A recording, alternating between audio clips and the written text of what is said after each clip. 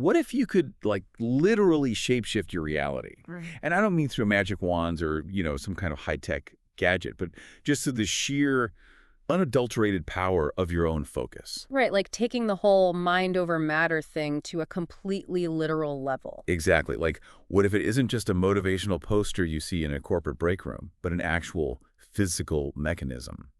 So for you listening, today we are opening a really fascinating, wildly esoteric document. It was translated back on December 2nd, 2006. Oh, yeah, this is a deep one. It really is. It's authored by an entity or title known as Deiform Buddha, and it's called Learning the Transformation of Divine Powers, Advanced Cultivation 2. And it's a text that completely ignores our modern boundaries of what is real and what is, just psychological. When we Yeah. talk about cultivation in this context, we definitely aren't talking about agriculture. Oh, tractors involved here. Exactly.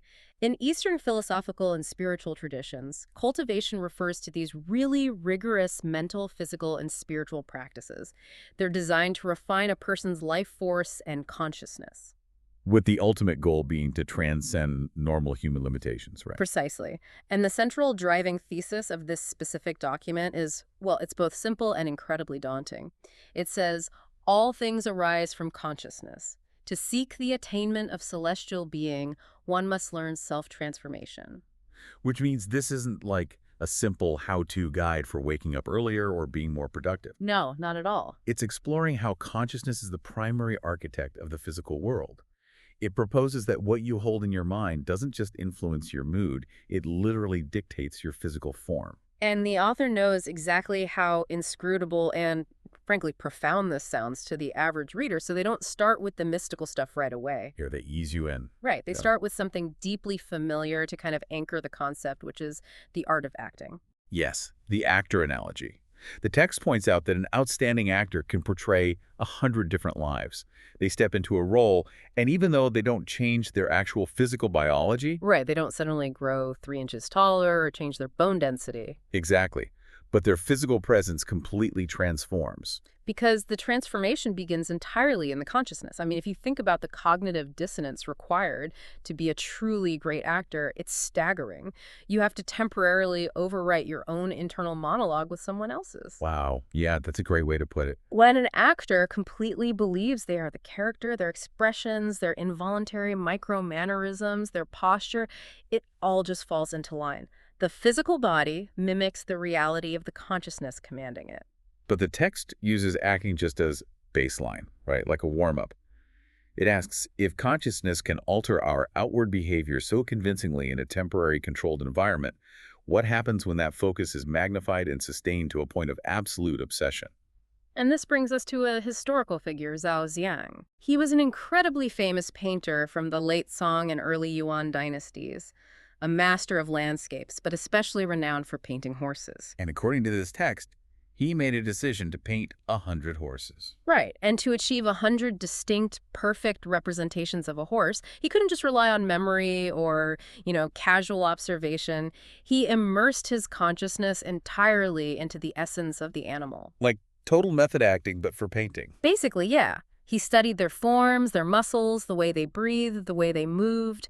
He spent his days doing nothing but contemplating the reality of the horse, just narrowing his entire universe down to that single form. Until his universe actually became that form. Yeah. The text describes this wild climax.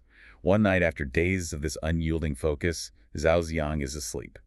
His wife, who is just exhausted, walks into their bedroom. Poor woman has no idea what she's walking into. Seriously. Yeah.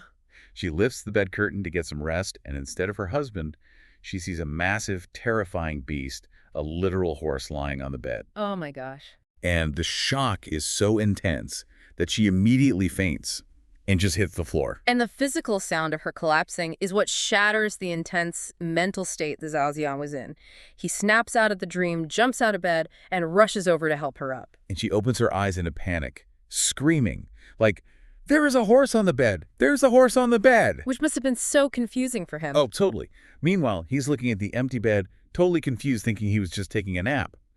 But then the realization drops on him. Because he had been obsessively thinking about horses every single day, his mind had crossed the threshold from imagination into manifestation. And the text gives us his direct realization, which is, All phenomena are created by the mind. Okay, let's unpack this for a second, because we are crossing a major line here between intense psychological empathy and actual literal magic. Your point. Is the text genuinely claiming that Zhao Ziyan physically grew a mane and hooves in that bed? Or is this just a metaphor? Like maybe his wife was just picking up on the overwhelming, chaotic psychological energy of his obsession, and her exhausted brain just interpreted that aura as a beast. It is entirely natural to want to rationalize this. I mean, the modern mind demands a psychological or metaphorical explanation. We want to say it was a trick of the light or a shared hallucination. Right, because the alternative breaks all our rules of physics. Exactly, but we have to look at how this text and the philosophy of advanced cultivation treats the event. It is presented as a genuine transformation of divine power. So it's literal. Yes. The author isn't interested in rationalizing it. The boundary between the mental image and the physical world is seen as highly porous, if not completely illusory. If the mind truly, without a single shred of doubt or distraction, becomes the horse, then the reality of the horse must follow. Wow. Consciousness doesn't just influence the material world, it is the substrate of it. That is fascinating, but also incredibly unsettling. Oh, absolutely. Because if the mind is truly that powerful, if intense focus can literally rewrite reality and turn a master painter into a horse in his sleep, what happens when we lose control of the steering wheel? Right, what if it's not on purpose? Exactly. What happens when a fixation isn't a conscious, disciplined artistic choice, but an involuntary, dark obsession? And that is the crucial pivot the author makes. We move from a story of artistic dedication to a deeply visceral, cautionary tale. It's an exploration of what happens when we surrender our mental discipline. Because if your consciousness shapes your reality, then whatever you allow to consume your mind will eventually consume your existence. Which brings us to the story of Hao Er. Right, Hao Er. He was a medical practitioner and a diviner living in Ludodai village in Lingqi County. By all accounts, a busy, successful guy. People came from all over to see him. But inside his shop, he had this painting of Master Sun and a red tiger. And as he got older, Hao Er started spending his days just staring at this tiger. And notice how it begins. It's not an immediate madness. It's a subtle attachment. Yeah, just looking at a picture. He would gaze at the painting intently, finding a strange comfort in it. But the attachment begins to warp his baseline reality. The text explicitly notes that if he didn't see the tiger for a single day, he would feel deeply distressed and miserable. So his emotional regulation became entirely dependent on this external form. Precisely. And his whole personality starts to disintegrate. I mean, he has this grandson who goes all the way to the city to sell beans and wheat just to afford salt for the family. But if the grandson brings back something Hao Er doesn't like, Hao Er flies into a violent rage. He actually beats people with his cane. Yeah, yet the second he looks at the tiger painting, all that anger just evaporates. And the fixation starts bleeding into his professional life, too. Yeah, the house calls.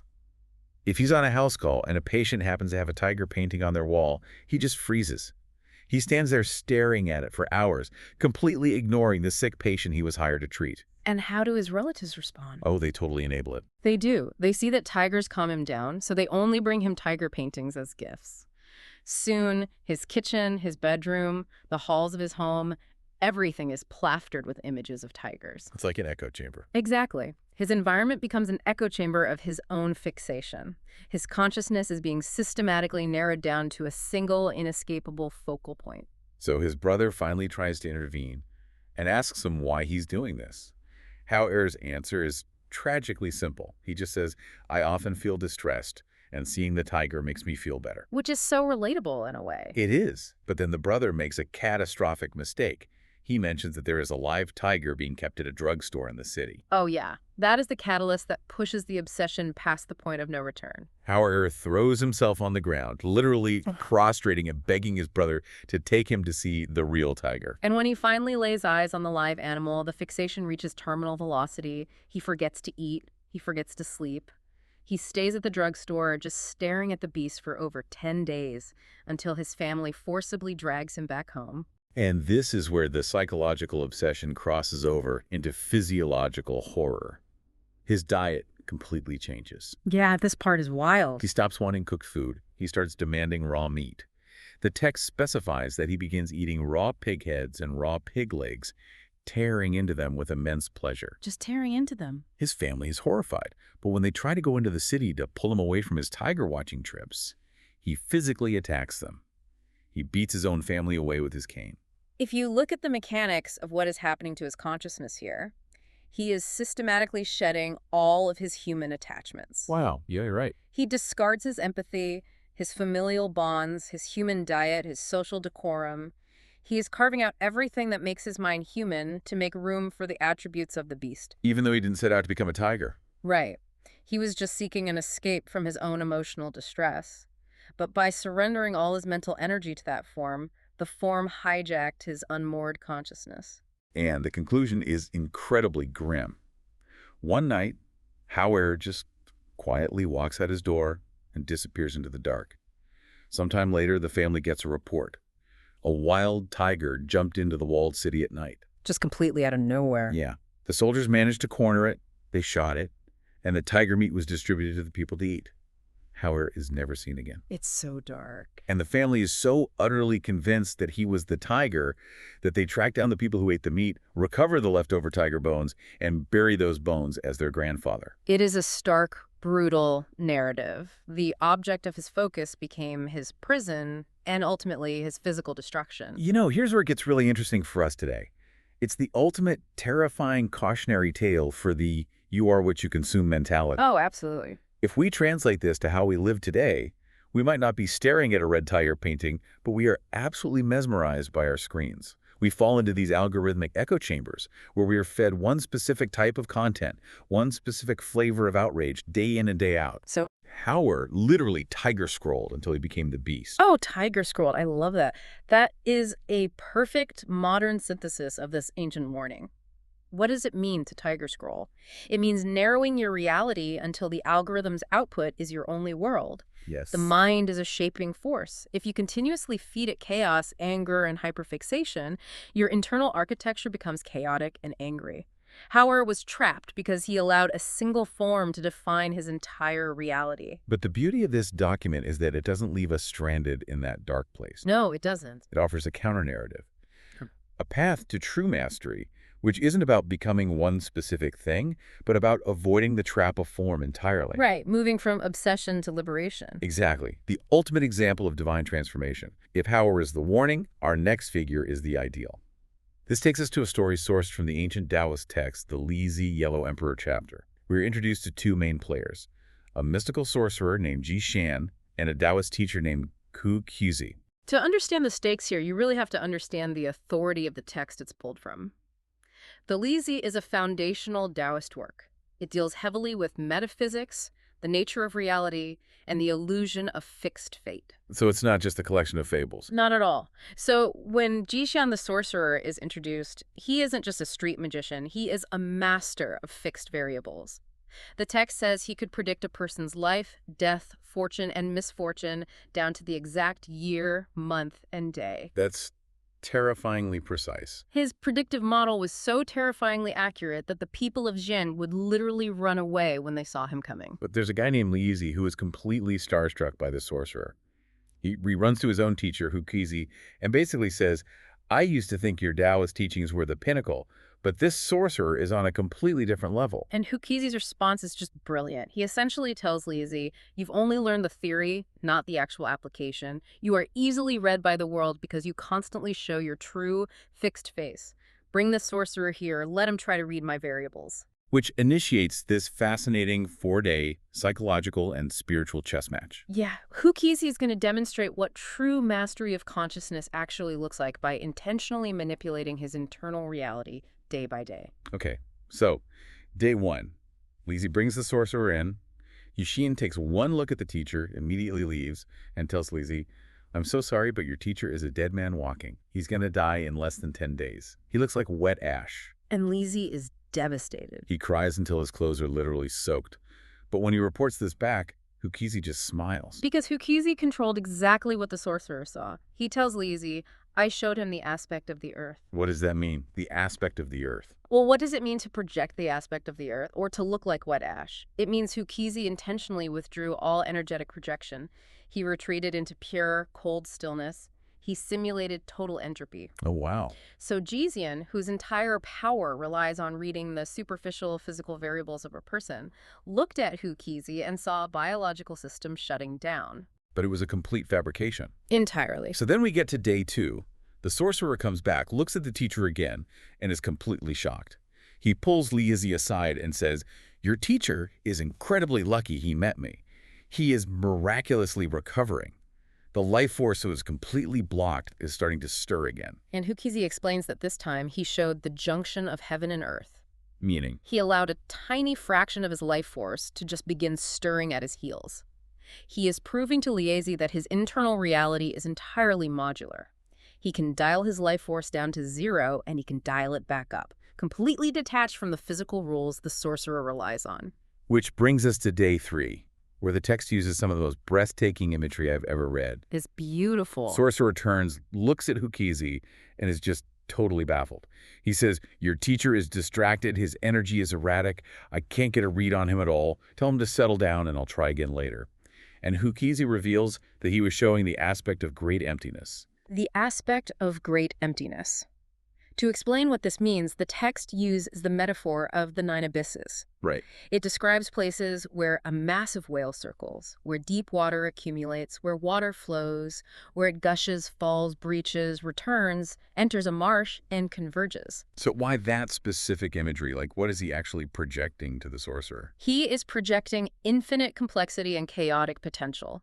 Jixin's power requires a fixed trajectory to make a prediction, like A causes B, therefore C will happen on Tuesday. Makes sense? But how do you predict the trajectory of a raging river that is simultaneously falling, pooling, and breaching? You can't. Exactly, you can't. Hu Qizi overwhelmed the sorcerer's rigid predictive model with the infinite fluid nature of true emptiness. And that sets up the climax on day 4. Yeah. Jixin comes back one last time. But before he can even plant his feet, before he can even attempt to read a single variable, Jixin panics. Just completely loses it. The blood drains from his face, and he turns and runs away so incredibly fast that Li Yizi tries to chase him but loses him completely. The sorcerer just vanishes. And Li Yizi comes back panting, asking what just happened. And Hu Qizi reveals the ultimate level of cultivation, which is formlessness. He says, "What I showed him did not leave my original appearance. I was without attachment, changing with him. He could not discern who I was, thus I followed him like grass, shifting like water, so he fled." So what does this all mean? Let's really drill down into the mechanics here.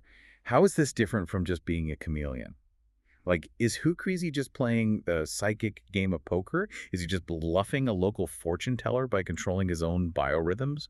I mean, I get why it sounds like a parlor trick, but it's so much more than a reflection or a bluff. Think of the sorcerer's predictive magic like a highly rigid software application. It only knows how to process specific types of files. Okay, I'm following. Hao Er, the man who became a tiger, allowed his mind to be formatted into one single, inescapable file type. But Hu Qizi's formlessness is like an open-source operating system. Well, that's a great analogy. He refuses to be locked into any single form, any single attachment, or any fixed identity. By remaining completely unattached, shifting like water and bending like grass, he avoids being categorized. And if you can't be categorized by the external world, you can't be doomed by it. Exactly. Jaco Sean reads Fixed Fates. By proving that his consciousness can adopt any form, and yet cling to absolutely none of them, Hu Qizi proves that his fate is entirely his own. This isn't deception. It is absolute spiritual freedom. It perfectly ties all 3 stories together. Yeah. I mean, the actor consciously adopts a form temporarily. Yeah. However, unconsciously surrendered to a form and was destroyed by it. Right. But Hu Qizi mastered his consciousness so completely that he became formless, capable of reflecting any reality without being trapped by it. The central thesis is proven across the board. Yeah. Your consciousness is the tool that shapes your reality. And that profound realization is exactly where the author, Deiform Buddha, leaves the reader. At the very end of the document, there is this wonderful cultural reference. The author mentions Sun Wukong, the legendary monkey king from Chinese mythology. Oh, I know him. Yeah. Sun Wukong is famous for possessing 72 earthly transformations. He could turn into animals, objects, other people. But the author challenges the reader to go even further, right? Yeah. The final line says, "May you also possess the power of transformation. I hope you can surpass Sun Wukong and possess the ability to transform in countless ways." Yeah, it is a wish for the reader to achieve that ultimate fluid state of Hu Qizi. To not just change your reality once or twice or even 72 times, but to be infinitely adaptable, to ensure your reality is shaped only by your conscious, disciplined will and never by unconscious obsession. Which leaves you, the listener, with a rather intense thought experiment to carry with you today.